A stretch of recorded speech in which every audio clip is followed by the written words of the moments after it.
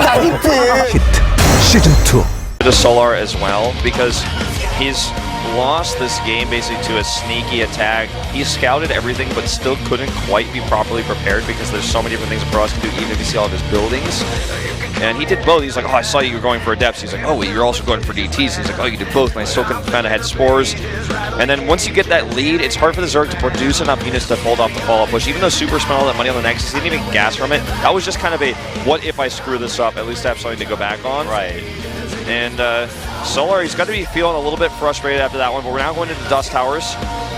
A very long rush distance on this map, but again, Protoss timing attacks, they work here. Let's go into game number 2 to see if Solar can bring us to a game 3.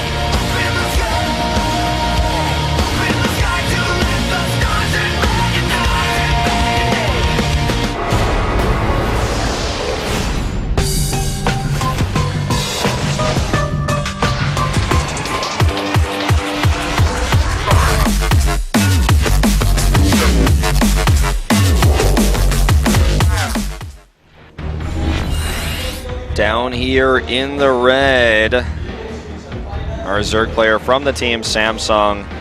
It is Solar. And up to the top right, in blue, his opponent, up 1-0 in the series. It is Super.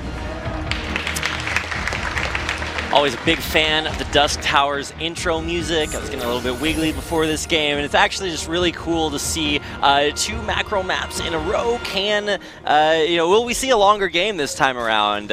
Always nice to have some contrast just to prove that you can play both styles, and it'll be interesting to see if we see that same early pressure from Super this time around, given that it is such a big map.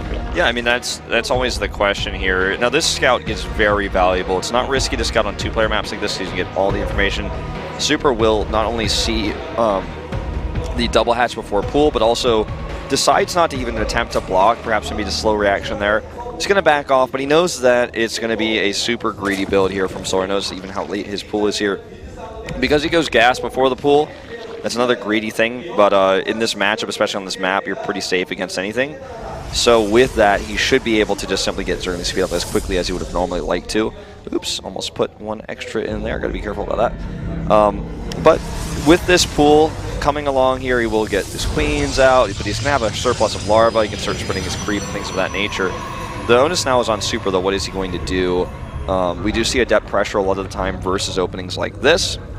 Because the queens aren't out as quickly and you can actually just commit to drones. Sometimes the Zergs will even not be able to transfer drones safely to the third until they get those queens out and a few more lings. And if they're making lings, they're losing kind of some larvae to make drones. So there's that kind of opening. Yep, very easy to just go super heavy econ early on, as long as, especially as Zerg, when you have the Overlord's position to see exactly what's coming your way. You don't have to worry about drops just yet. You can get that early sort of foundation that Zerg needs if they avoid that early pressure. So at this point, things go over to Super, and it's like, okay, well, Super, what is your plan? There are Overlords in position, so when speed comes out, we'll be able to get that same scout that he got in game number 1, but he's got to figure out how to hold against it if we do still see that early shuttle pressure.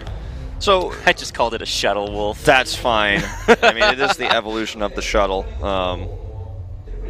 Not so much the player who's now changed his ID to Eyeswater, but... Oh god, get me out of here.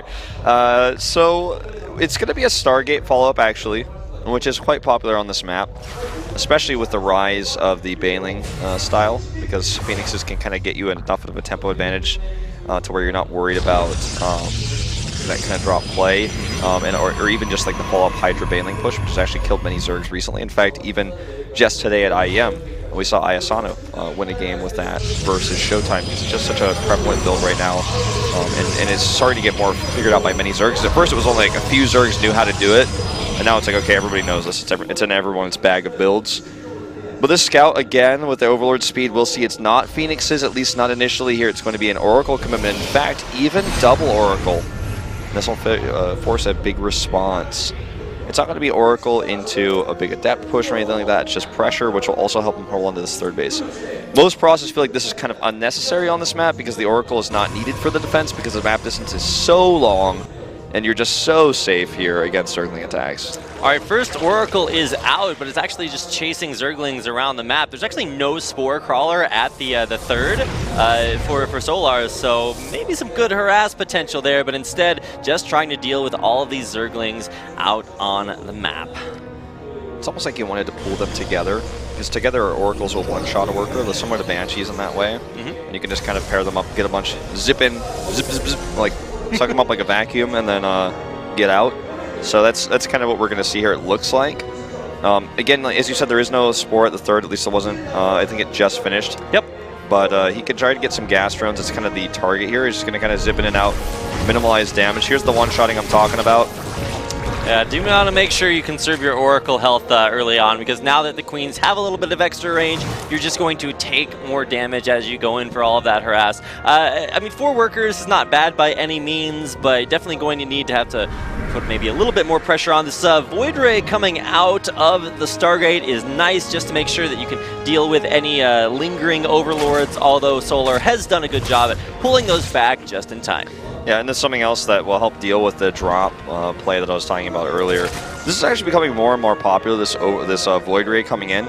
And it seems to be getting very little value in pro play. I'm looking for that one moment where it gets like the money value. Right. It also can be used to deny a 4th hatchery, just like it used to be used on Shakura's Plateau by players like Guinea Pig. You remember those games, right? Those maps were so old. But look at this. It's going to happen exactly like that. The first time this was ever done was with TSL Guinea Pig.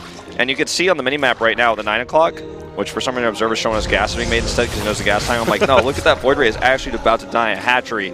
And that's huge. Like, this is like mega pressure. No cancel. Oh wow, either. yeah, no cancel. He just like didn't even know it was there. Is that I don't know? Because I've been looking for this moment, because we've been seeing players make Void Rays and like no Overlord drops come and they don't even like put them in the place where it is. I'm like, why is this happening? Now we get a big picture idea. This shade forward is very aggressive. There are Roaches and Queens here, and this is absolutely not going to get the value that he wanted it to have. A Void Ray is here, but it's not actually participating in the fight. Yeah, you know what? This actually might be too many adepts still. Well, and nothing's targeting down the Void Ray that should be able to just kill. Okay, there is 1 Queen left. I think the Void Ray can actually just kill the Queen and go straight for the hatchery if it wants to try to get that snipe. But yeah, all those gateway units down. No real standing army here for the Protoss. Yeah, you can see if you look at the top right, the army supply is double that for Solar, and he has this Hydra mix coming out. But the thing about this type of push is I definitely think that could have been executed better. Like, the Void Ray could have been killing the Queens and then killing the Roaches, and this could have been more effective. Or just participating in the fight at all. He like attacked a hatchery with it. I'm not sure why. This is the scary part, but because of this map, the long rush isn't the formation that Super is already set up here. The fact that he does have that Void Ray, which will help out immensely, especially against the Roach push. And all these Immortals he's timed out. He's going to have 4 by the time this attack hits. He should be able to hold this, but he can't put any further pressure on. So he traded army for drones. Drones have been remade. We have Hydra range on the way. We don't, however, have Banelings at all. It's just going to be like Hydra Roach into Lurkers, it looks like, is the plan here. And there is a random drop Overlord off to the left or the right-hand side of the map, just kind of sitting there. So I'm not sure if that was planned to be used for something, but like you said, no Banelings or any of those real drop plays that we've been seeing be more common have been used just yet. Another big push coming in, but this time Solar has so many Roaches. Well, not for long. She's going to get a force fielded off, so a nice little pick off there by Super. This is the worst place to move out in the entire map. I talk about this all the time when I cast on this map. It's like the meat grinder. You just don't want to walk through there. If you don't have vision on the other side, just don't go in there. Okay, well, so he's going to massively drop like Hydras and Roaches into the main base, it looks like. This leaves him open to counterattack, but there's no vision for Super this is going to happen. This is going to get to be a pretty crazy game. Might even be a base trade that we encounter here in just a moment. Blink is done +2 for this timing attack. Cheeky little harassment by a couple of Stalkers up on the ridge back at the third base, which will draw a little bit of Solar's army back, but he's got 5 fully loaded drop Overlords about to hit the main. People need to stop walking in here. It looks like Zerg is not going to get into a concave on the other side. He's just going to force his way through. To sack this 4th base. He absolutely will. He's relying on now this Ravager and soon-to-be Lurker comp to hold off this push. Pops a few of those sentries with the Corrosive Battle, but here's the big story. Here we go. 5 Overlords dropping Zerg into the main base. Probe's already being pulled there, but what will be the reaction from Super? He's still committing to this, but it looks like there is maybe just enough Zerg to hold this 3rd. Yep, and if he holds this, you know, he's going to have Lurkers out. He's doing massive damage in the main. But I don't know if this is really just going to be enough. He kills one Immortal. There are still 3 left. So many drones are dying here. More than probes are dying. Looks like he's not even really controlling that drop very much because he's so focused on this. Another Warpin comes in. This isn't doing much at all. I mean, it was, but he needs to do more. Dark Shrine's coming up just to make sure he can win the base trade if it absolutely comes to that. Oh, but now we're starting to see a lot of drones dead from the push. 26 down, but workers in the Protoss base still continuing to fall. These pylons have been killed. They're powering the majority of Super's production, and it does look like the Zerg force is just barely strong enough to hold. The Dark Shrine is nearly done. The scariest thing for me that we have on the map here is the Lurkers. The Lurker Den is just now finished, and a lot of probes died, but a lot of drones died as well. Production has been rebuilt. The army is larger for Solar, but until the Lurkers come out, it's worse, arguably, than what we have for Super here. So this is kind of a funny situation we're in. The Dark Shrine is finishing up, so I'm wondering what value he's going to get from that, because he didn't win that fight as handily as I thought he would. Okay, he's going to get these units up for free. Again, this is another reason why the army supply being higher in the Zerg server isn't really telling the full story, because this army is just going to be dead for free. In fact, he's going to lose so many Overlords, it's going to be supply blind. Wow. All right. So, well, the better economy, of course, for the Zerg is actually here. He's not nothing back here. Yeah, he's not actually defending at all. He's going on the aggressive. Solar pressuring this 4th base, and even though there is going to be a DT drop in the main, will this be enough to even things out? Like you mentioned, just very little defending at home here for the Protoss. All right, he needs to keep that Prism alive, and he needs to micro that DT, but at the same time, he needs to deal with this push. I don't think he has enough here. He needs to actually rely on this Mothership Core, but it's way too far forward. Only one overcharge. Yeah. DT's doing damage. In fact, running away. Oh, okay, they are actually just exiting the main. Now, nothing mining in the main base, although the workers will be repositioned back in there. Some Zealot Warpins here, but he's trying to cut this reinforcement off, it looks like. He's trying to, like, stop this army from fully retreating. This is an interesting choice. He can't fight up this ramp anymore, though, and there is an Overseer in position, so I think it's time to just back off. It's going to be a crazy low econ game. It's funny that he decides to remake his main Nexus, because it has even less minerals than the backdoor base, so that's kind of an interesting choice. I think that Solar just wins this game no matter what. Like, this Protoss army is impossible to rebuild. He doesn't even have a Cyber Core. Right, just so much Zerg out there. You can look at the army supplies, just massive, massive differences between them, and taking a lot of losses here, running back to his base. Super might be going down here. Can Solar take us to a game number 3? This would be a miracle defense if Super can make it happen. Some nice DT and Immortal damage, but is it enough to push this back? Overseer's coming in, and that'll be the end of all of those Dark Templar, and now Super forced to run back to his base. Trying to run back and defend, but there's nothing to defend. That base that he has to main doesn't even have workers. This is the end here, end of the line. GG. GG. Game number 3 coming up. Solar, knowing that you had to do enough damage with that drop. Was it really a Doom drop to start off with? If it didn't do damage, Solar was just dead. Yeah, exactly. I think he just barely held well enough, and I think that if we had a little bit more due diligence on the push from Super, he might have been able to make that work. Like, maybe perhaps a more experienced Protoss player like Zest could have actually done critical damage there. He did a lot of damage, but then also failed to defend at home.